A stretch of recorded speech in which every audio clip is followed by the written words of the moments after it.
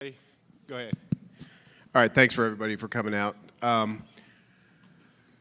For this session, the finding and retaining employees in a challenging market, Coverings was able to get this approved by the AIA. So I think, Aaron, correct me if I'm wrong, but I think if they go through and use the Coverings app to get their credits for this, if you register for the class, they'll follow up with the IDC. Tell me then, Michelle.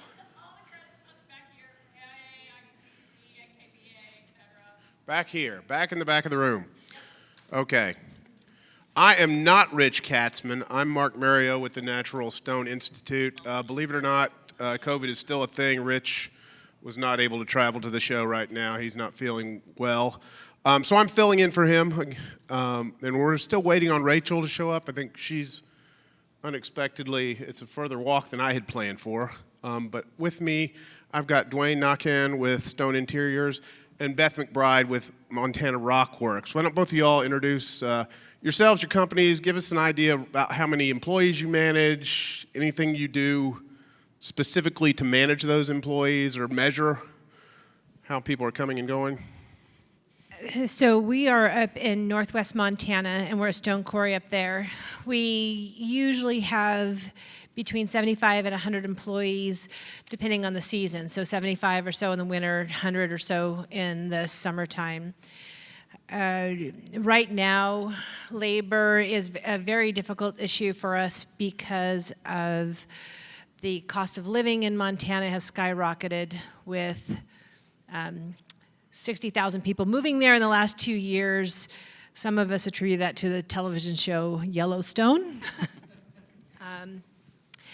So, we're putting together a lot of different programs right now with incentives and that sort of thing. But, I think the reason why I'm here is not for our company, but for installers throughout the industry. I did a CEU presentation at one of the top architectural firms in Bozeman, Montana, and the architect says, we're not really designing with stone anymore because there's nobody to install it. Well, when you sell stone because you work for a stone quarry, that's exactly what you don't want to hear. So I brought this up to Women in Stone, and we were discussing it, and we all had homework to go out and try and talk to the schools and find out what we can do. In doing so, I spoke with my local community college, and we are now green-lighted as of last Friday to start a masonry apprenticeship program to bring in new installers in our area. So that's what we're doing. Awesome. Dwayne, go ahead. Hi, Dwayne Nakan with Stone Interiors in Columbia, South Carolina. We probably have about the most opposite weather as northwest Montana as you can get. We are a large-scale residential fabricator. Been in the industry probably, I'm second generation, but Stone Interiors in South Carolina, we've been open about 20 years now. We're installing about 100 kitchens a week out of there. We've got about 70 employees that work for us between employees and subs. And we have tried and are trying everything in the world to keep staffed every day. We're constantly, losing and hiring and working through those battles that I'm sure most of you are, while at the same time not just trying to maintain but to grow with the current work volumes that are out there. And I'm sure we'll get into a lot more of the details of what in some of those programs as we keep going on. And like I said, we'll hear from Rachel. Hopefully she'll show up shortly, but she helps run her family business, Triton Stone Group, slab distributor with many locations around not even just the southeastern U.S. anymore. They have the Midwest. I think they're now spread out to the Midwest. Throughout the Midwest and up and down Mississippi. So I think they have a few hundred employees that she gets to deal with on a regular basis. So hopefully she'll bring that perspective to the group and tell us a little bit more about that in a few minutes. So we put these slides together. The best way to find an employee is to keep the ones you got. Tell us a little bit about that. Let's go to you first, Dwayne. What are some of the things you've done to maintain the folks you have on staff? Well, I think the first point is just let's reemphasize that thing is that, if we can keep the people we have, that's a whole lot less people we got to refind and retrain. Even if you're able to just pick a new employee every time one leaves, the amount of effort that goes into training and establishing that new employee and making them a useful part of your business is phenomenal. So it's far better to spend a few more dollars keeping your employees happy and in place than it is to try and find more, which is something that I think gets a little bit lost nowadays in all the great resignations and reshufflings. Things we look to try to do, we try to keep it a little bit fun. We've got a minor league team in Columbia, so we do baseball games on Saturday nights and give away tickets to those. We have what I hope are fun Christmas parties. We rent out the zoo and, do things like that for different events. It's the even not so subtle things of being there when they need a loan, setting up a loan program to help them through when they need to fix a car or whatever it is. But it's trying to constantly be there and service them almost from a customer service perspective. That as the owners of the company, our employees are almost our customers as well. And how do we keep them happy, keep them entertained and productive and wanting to work with and for us? Especially with the way markets are going today and crazy pace of work and customers complaining 15 times more than they did pre-COVID and all those types of things. Your installers, your customer service reps, they're getting worn down. I mean, it is hard to keep them in a good state of mind and in a productive state with what they've got to deal with nowadays. So it's looking for any way you can to try and incentivize them in that, to help them with expenses, to provide a fun and entertaining place for them to go. Can I interject? One of the things when we started working with the college for this, one of the statistics that came out was that tradesmen who hire apprentices and do a program retain their apprentice 70% of the time. And one thing that I also noticed at our work, at our facility, is proper training is where you retain people. We went through many, many years of bringing on salespeople fresh out of college with marketing degrees and bring them right into the stone industry and stone or even tile. If you don't know what you're talking about, you can get into a lot of trouble here. There's so many different elements that come with natural stone, and I'm assuming tile. I'm not real familiar with that, but still, there's a lot of there's natural materials in the tile, so quarrying or mining, that sort of thing. And so when people aren't trained properly, you're not setting them up for success. And I think that's why the apprenticeship programs work so well. But we can do that in our own companies, is make sure everybody is trained from the ground up. Don't assume they know what they're talking about, and make sure they're properly trained so that they can succeed and win. Beth, when you say apprenticeship program, I'm assuming you're talking something a little more formalized than new hire saying shadow Joe for a week and then go with Billy for a week and come back and tell me what you learned. You're talking about probably more formalized, structured learning Exactly. for your company. Is that correct? No, that's exactly right, and it's not. And it was really relatively easy to set up. It was contacting the person who was in charge of the apprenticeship program for the state of Montana. Well, through the local college, we called them, and then we're doing. I think 8 hours of online education for the theory behind masonry, and then they work 32 hours a week with the mason. So, but just in general, in trades in general, when you have an official apprenticeship program, you retain your employees 70% of the time.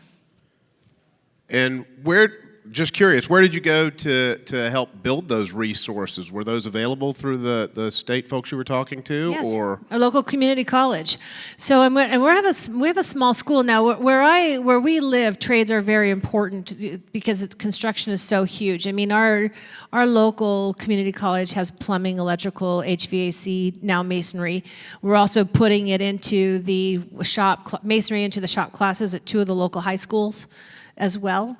But all it took was to contact the person who's in charge of that and let them know, in our area, masons average about $50 a square foot. And when you're installing anywhere between 25 and 50 square feet a day, that's pretty good money for someone who's 25 years old and chose not to go to college. I'm not coming down on anyone who chooses trades over college in any way, shape, or form, but that's pretty good money. So it was easy, in a sense, to get them on board. I think in some of the preparatory calls, you had also mentioned that I guess in a more rural area of Montana where you're located, that a large, I guess, volume of population in your smaller city either works or has worked for your company. What do you do to build that culture, keep them working there, or what's competing for those bodies in that rural region where you come from? A sense of pride of where they come from. I mean, our employees wear their jackets and their hats with pride. They love it when people come up to them and say, "Oh, you work at Montana Rockworks?" We have probably one of the most beautiful showrooms in all the Pacific Northwest. I think Seattle's is going to be the next closest one. Salt Lake City has a beautiful showroom. And so there's a real sense of pride that people want to work, kind of like what you're talking about. Make it fun, good Christmas parties, that sort of thing. But we also do 410s, and that is gigantic. It's one of the reasons we hear a lot from our guys why they stay is because they like their 3-day weekends, 4-day work weeks, and the ability to work overtime on Fridays if necessary. So those are some of the things. So how do you do it? Do you rotate people?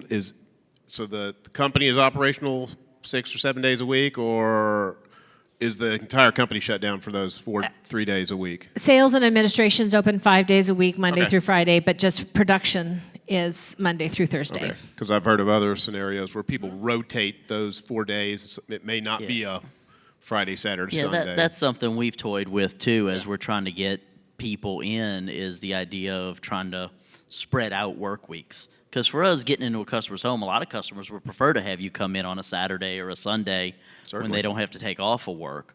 So we've got some guys who we're going back to night schools trying to get things. They have classes on a Tuesday, Thursday.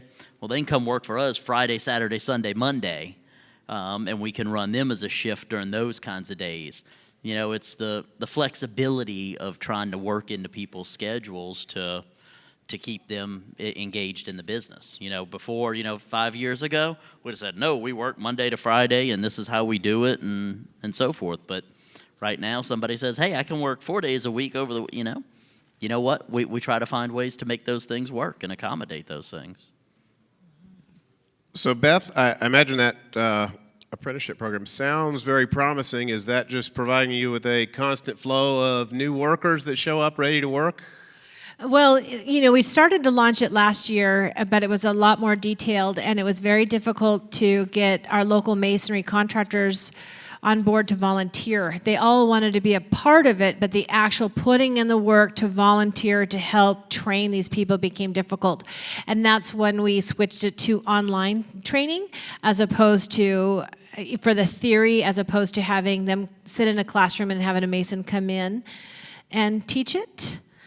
So, I got lost. So how do they translate from that apprenticeship, say the classroom, into onto your payroll? Well, for us, they're not going to go on our payroll, but we're a stone supplier, so they are going to be new customers for us. That's what that is. And that keeps people buying stone. Okay. Dwayne, what is your biggest challenge looking for and finding new or replacement employees? For the past 2 years, it's been finding bodies, much less trying to find anybody skilled. Though traditionally in the past, we preferred, people who wanted to work and train them ourselves. We found it's always was better for us to train somebody who didn't know anything about stone than trying to untrain and retrain somebody who worked for somebody else. So, but in the past probably 4 months, we've had a little more success with finding the unskilled labor side. We've had a little bit of easing in that in our area. But methods we've gone through over this period, Obviously the temp agencies dried up. That used to be our primary way of getting people in, seeing if they had a good attitude and wanted to work, was bringing them in through temp agencies, labor agencies.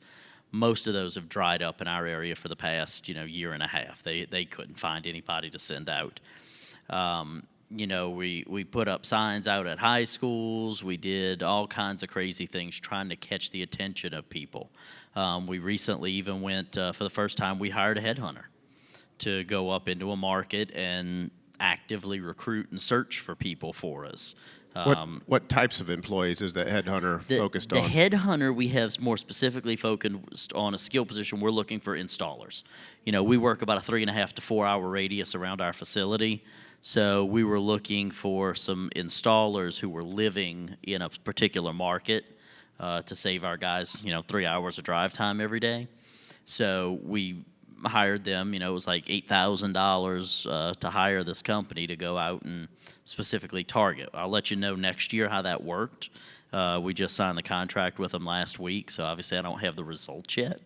But, that's a step we'd never gone to before, of actively recruiting existing people from other companies. That's not a place we traditionally went with at all, but in the current markets, we need what we need to do, and that kind of gave us a way to try to do that. In our travels and discussions with members all over the country, I hear this is a common problem amongst everybody, so we didn't want this to be a silent classroom-type discussion. We want to open that up to people in the audience and in attendance here today.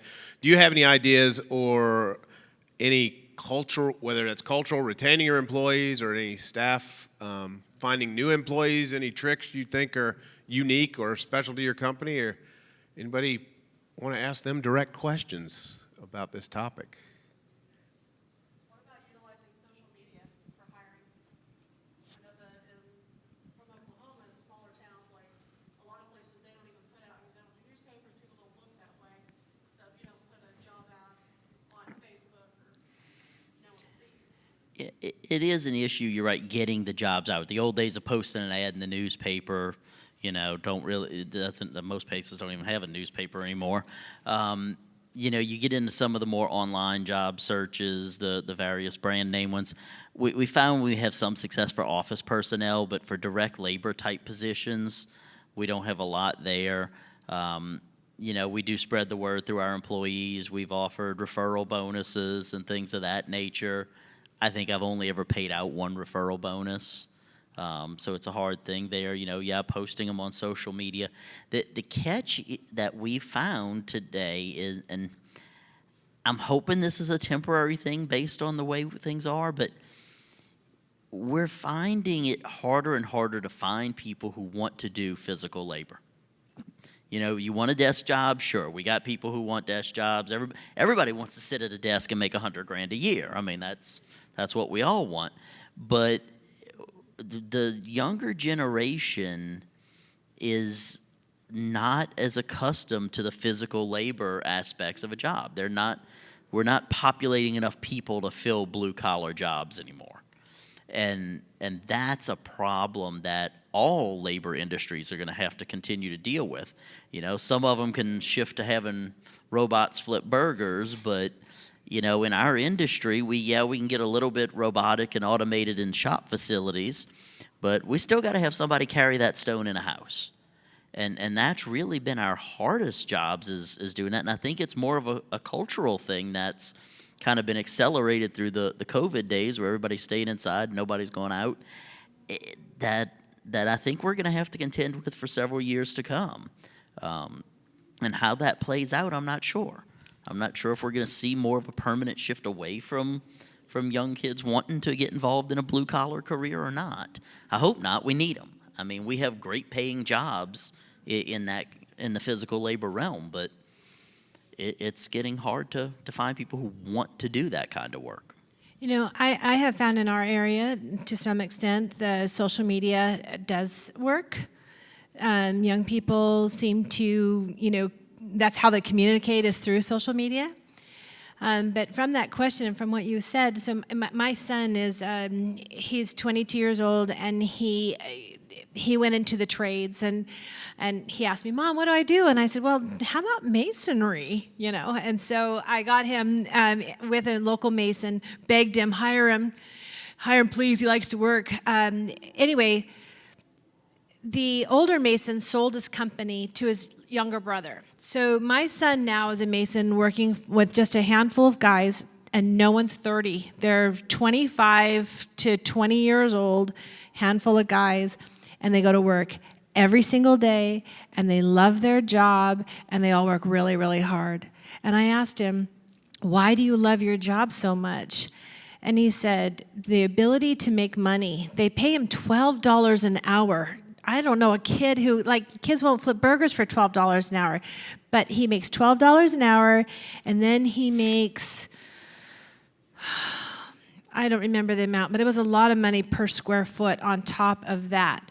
So when he was making $25 an hour and he was installing 10 square feet a day, working his full day week, now that he's making more money by the foot, he's all of a sudden installing 45 square feet a day. Imagine that, plus his $12 an hour, plus working on weekends, plus side jobs. And now he's able to, I have a new young grandson, and he's able to support his family. But the fact that everybody is young, and they understand what young people are going through, and young families, and their need to go fishing sometimes. Seriously, this is how they feel. He You're has in that Montana. flexibility. I would need to go fishing pretty regularly up there as well. He feels valued, and he feels that he likes the challenge of, I can do this and I can make more money. I just haven't thought about piecework being paid by the piecework or by the square foot as being successful anymore, but maybe it's something the young people will respond to today. Well, young or older, we've gone through several cycles of how we pay our guys for that stuff.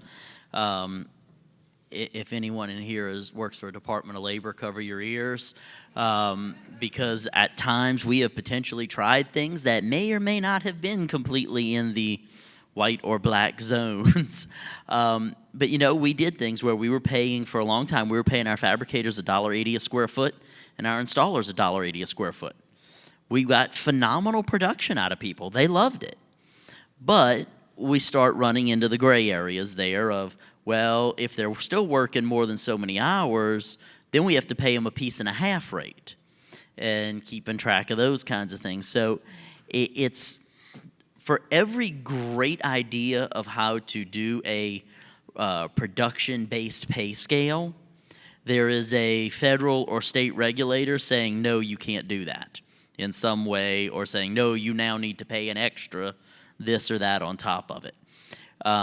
So just being cautious in that. One of the scenarios we've gone to now that keeps us more on the white side of that line than the gray side of the line, we change people's pay rate every 3 months based on their performance in the prior 3 months. So we've come up with a list of... Is that one directional? You can go up and down. So we've come up with a list, we'll say an installer's base pay rate is $15 an hour. And then we have $10 an hour worth of extras they can earn. Some of it is, you can get an extra $2 an hour if you have zero damage to customers' property in the quarter. You get an extra 50 cents an hour if your truck is clean and washed once a week. So whatever the little things that drive us nuts as managers, we've got built into there with a piece of pay attached to it. If you turn in your pictures and paperwork complete every time, you earn an extra $1 an hour. So we track that through the month, through the quarter. At the end of the quarter, we say, you've checked off these boxes. We do a personnel change form. Here's your rate for the next 90 days. If it is a down, you have to give them, I think, 2 weeks notice if you're lowering their rates. But so we set it up in a way so that we're complying with all those legal things. But so every quarter we're tracking and adjusting their rate. So that's had some success in trying to motivate the behaviors we want, and puts a little bit of the emphasis back into their hands to do it. One of the items is in there, average installing more than 100 square feet a day. for the quarter. So, we're triggering both, quality and cleanup type things, as well as, getting more production out of them. So that's more of incentive-based, I guess. Well, I guess it could be against them if they're fail to achieve the performance. It's more self-destiny. Sure. You can go out there and it's now in your hands to determine what you're going to earn. Do you want to be a guy who slacks off and only gets one job a day in, and you're never going to get that extra $1 or $2 a foot for hitting 100 feet on average? All right, that's where you are. If you're never going to clean, honestly, if a guy never gets any of them in normal times, he'd be a guy that'd be out the door pretty quick. Because we want people to do these things. But for years, we'd sit there and say, my gosh, Mike, your truck is a mess. Can you not clean your truck up? And he'd be like, oh, well, yeah, and there was never anything attached to it. The guy was a great installer. I wasn't going to fire him because he didn't clean his truck, right? But as soon as I put this program in, all of a sudden, Mike shows up with his truck clean every Monday because, hey, that's an extra 50 cents an hour he suddenly gets. But so we did this in several spots through the company. We've got it in our installers. We've got it in our shop personnel. Some of the products are even tied to certain skills.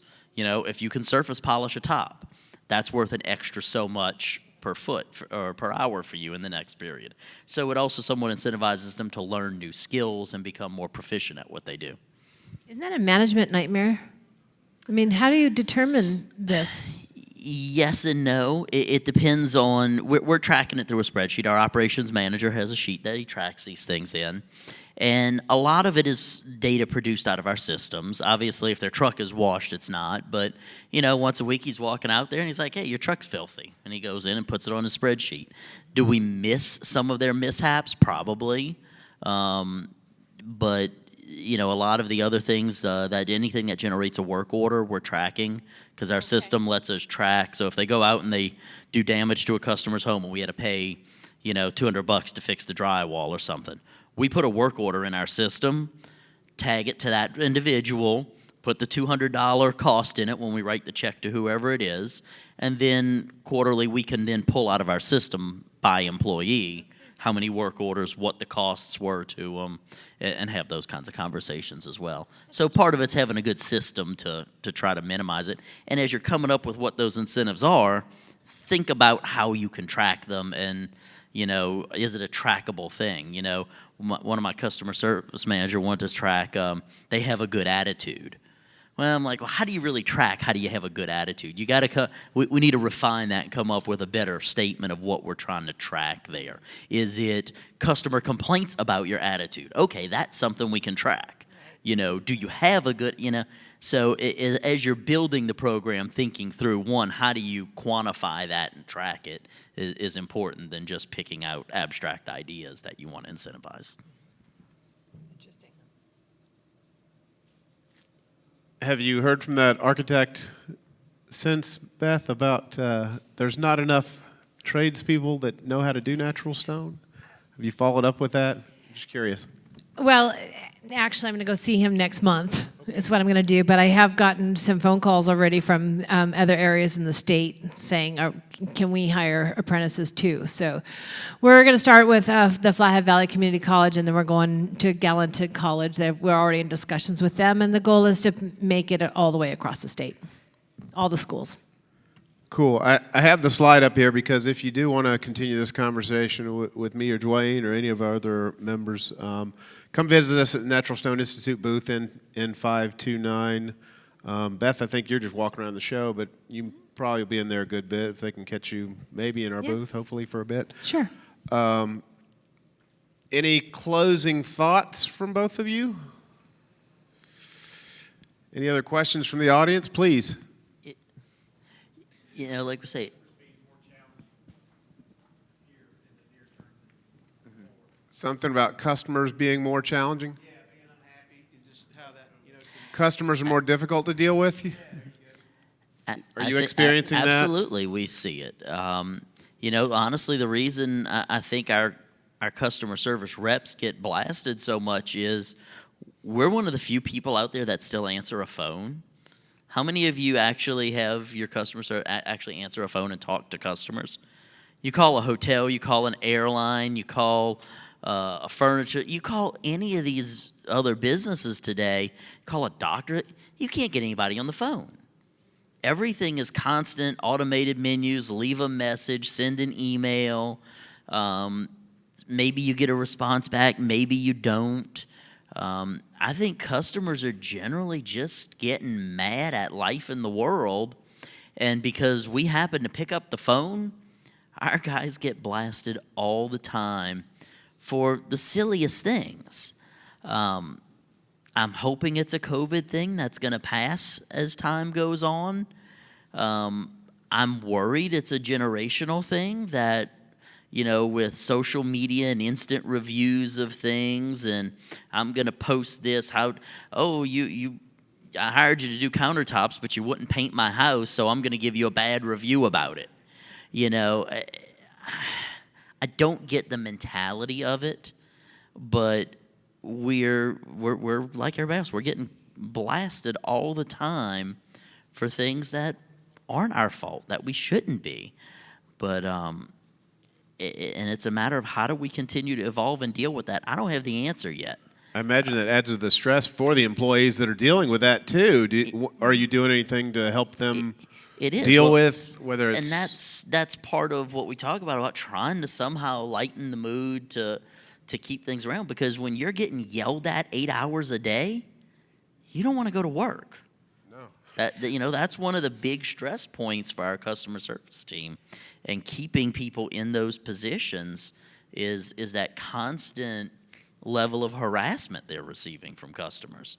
So, we're still trying to look at more ways to automate processes, but we never want to put ourselves in that position where you can't get somebody, because we've all experienced, we all hate it. We don't like dealing with people and companies that we can't get on the phone. We want to pick up a phone, call somebody, and talk to them. So we're trying to maintain that, but try to salvage the sanity of our people in it too. We have found that with today's consumer being pretty savvy, because you can go online and you can look up anything, that we treat our clients and our customers with that kind of respect, and we try and give them all the information we can out of the gate. We have found that if you qualify them, not just what color do you like and when do you need it, but what's your square footage, what's the thickness you need, what's the environment that you're putting it in, absolutely everything that you can think of out of the gate. They feel a part of the process, they know, so that later when their stone or their tile shows up at home, they're not like, well, this isn't what I ordered, or if they ordered it incorrectly, So by doing that, it also helps our employees, because they become more knowledgeable, because they have to be.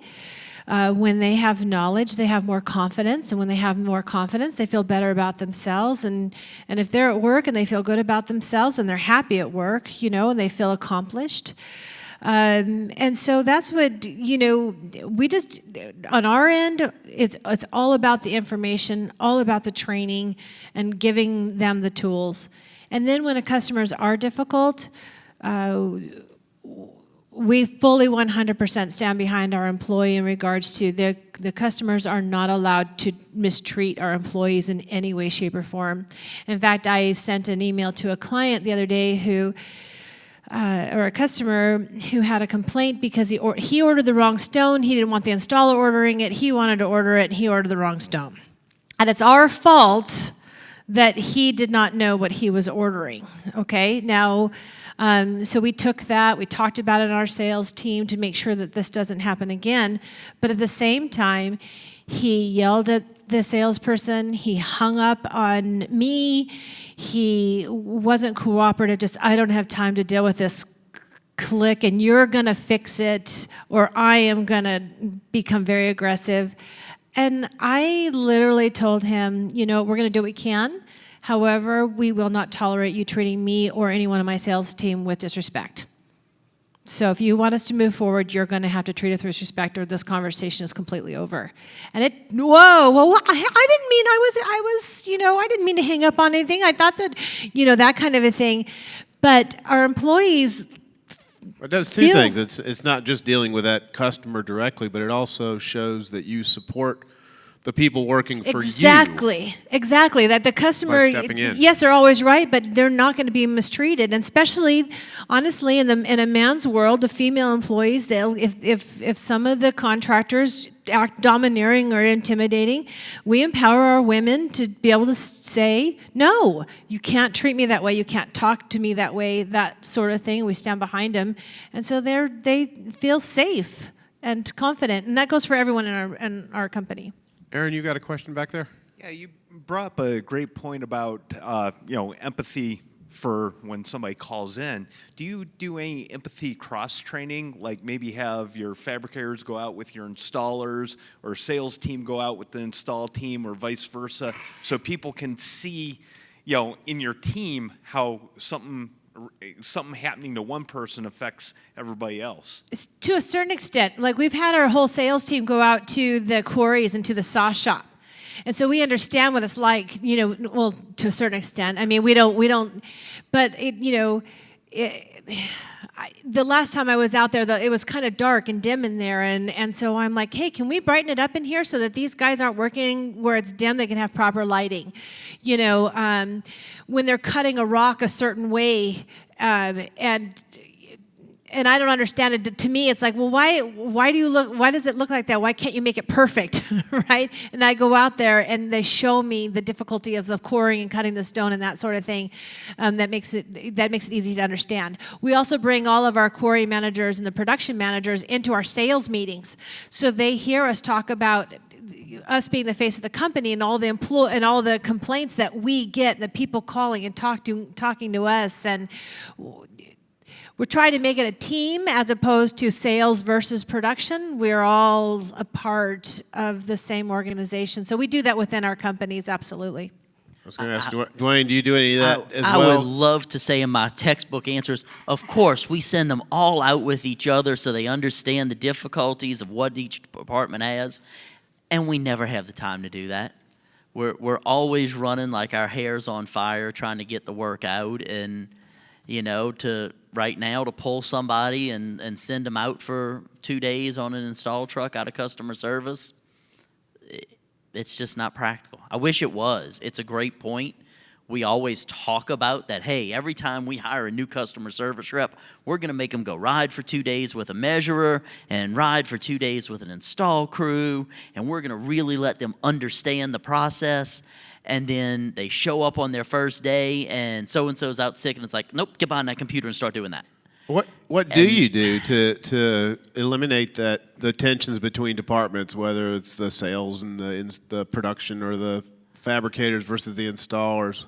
We do try to generally run those kinds of things through management level. I don't have my operations manager going down to a customer service rep and yelling at them for forgetting to put a piece of information on something. We route that through to the customer service manager, to operations manager level, understand what and why, and then allow the customer service manager to have those conversations. So we try to something like that, procedural, or a meeting or a group setting, something like that. It's usually ad hoc, as there's an issue and he comes down to talk about it, or they go up to talk about it. But we're trying to keep that operations manager going down to a customer service and I go, why didn't you put the right sink on this, or why does it say this here and that there, and kind of getting into, because those operations guys, they tend to come down a little hot sometimes when something's wrong, and so we do try to focus issues through channels and address the issues more through training than yelling at them about it. Now, we do track those errors. Like I say, we still put in a work order for that customer service rep. The work, while we may not be doing work or having costs, but we want to track, at the end of a quarter or end of a year, we can pull up and say, hey, you've put out 42 work orders on jobs you sent up that the paperwork wasn't right on. But you have that spelled out from the beginning, so you try to do that proactively as a positive reinforcement tool. Yes. And not just reprimand that's constantly the catch right now. And it's the things we're all dealing with the employee situation is if you're always reprimanding, then right now they just go, "Psst," and they can walk out and get another job somewhere else. So we walk a line between trying to say, hey, I really need you to do this, and not upsetting them. But that's when you like having your employees feel that they have a say in what they're doing, that they take pride in it. When we have somebody do something that, they never put an address on the work order or something like that, we approach them in such a way Brian, there's not an address on this work order here, and so we don't know who to send the invoice to, right? What is it, what's going on that, or instead of saying, you don't do this, we're tired of you doing this, you need not to do this, what can we do to make it easier for you to put the address on there? Well, there's not a box for the address, or I was really busy, I didn't have time. Well, what do you think could do, what do you think would help that? Well, you know what, if I had someone in Sales Assist that I could give these things to so that they could follow up with that, because while I'm taking that work order, I got 6 people behind them. So what do I do? And so by asking them, how do you think we can help you succeed here? I've been surprised several times of the responses I got. Like, I didn't even think that would be an issue. And then we do what we can to help implement that if it's reasonable. And 90% of the time, it is. So instead of being accusatory, we're like, all brains in the game. How can we do this together? I'm going to try and make this a little end on a positive note. Dwayne, you mentioned trying a bunch of positive activities or involvement, creative ideas. Out of all the things you've tried, what it was either the most productive for the company or the most fun in your mind? Just share that. I really enjoy the baseball games. I like going out there with the kids and the families and doing that kind of thing. Though I will tell you the funniest fill-in one we did was Christmas Party 2020. So, we're right in the midst of everything. We were not canceling a Christmas party. We were going to have one. So we did it at the office out in the yard there. We got a lot of space. So we brought in a band. We brought in some food trucks. And we brought in some bouncies and one of the bull riding thing with the inflatable area around it. And I tell you, seeing my customer service manager try and climb on that bull was the funniest thing any of us have ever seen. Because she's about 5 foot nothing, and her trying to get up on that, it was the best. That's awesome. I'm sorry Rachel didn't make it to join us, but I know I've attended one of they do stuff for customers and clients, Crawfish boil. and they do a crawfish boil every year. They're headquartered down in Louisiana, so if you guys haven't ever been to one of those, oh my goodness. If you want to pretend like you might want to buy from Triton, just show up in New Orleans when they're having the crawfish boil. They'll feed you. And there's still going to be a bunch left over. That's one heck of a party. Same that the bouncy houses remind me. They make it a family event. They have activities for kids and families, both of customers, employees alike. So it's a great type of function. Before we wrap up, anybody else have any ideas like that you might want to share, or any other questions for Beth or Dwayne? Got one in the back. You might have already said this already. How automated is your shop? Are you How still automated is our hand shop? cutting, hand polishing? You got bridge saws? How? We've got a robot saw jet, a couple of CNCs. So most of the handwork is just touch up, finishing, final QC, and layout type things. Everything's digital templated. Yeah.